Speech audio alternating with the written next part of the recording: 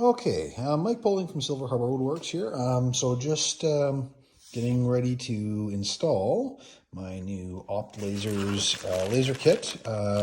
You'll have seen, you might see on some of my other videos how I connected it to the Avid CNC. Some of you probably already know that my shop burned down in 2020 and we rebuilt into this thing, this wonderful area, and we got a beast of a machine now.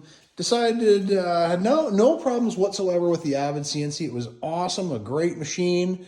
However, this one was available from Canada and shipped within Canada, and so it was it fit with my environmental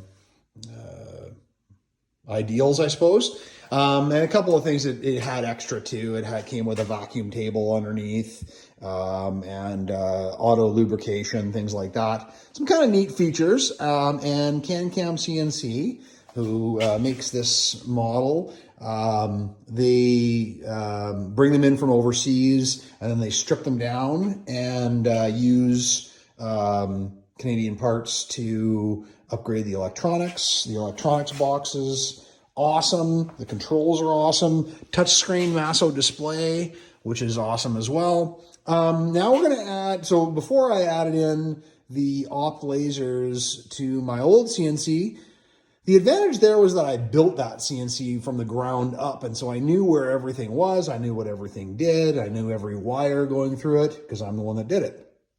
This one came assembled, so I'm not as familiar with the electronics, but fortunately, the electronics in here are pretty standard in terms of the VFD for the spindle and the controls for. On the other side, we've got the the controls for the axis motors and everything.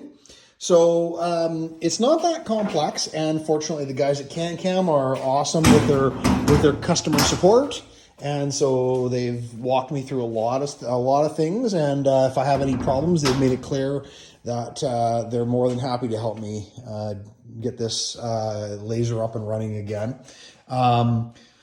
So the people at Opt Lasers, as usual, have done a great job of packaging everything, and I noticed their packaging has evolved to be even cleaner looking than it was before. Comes with everything, the adapters. In this case, I went with the same setup I had before, which is a 6-watt laser. The magnetic connector that I had before as well is included.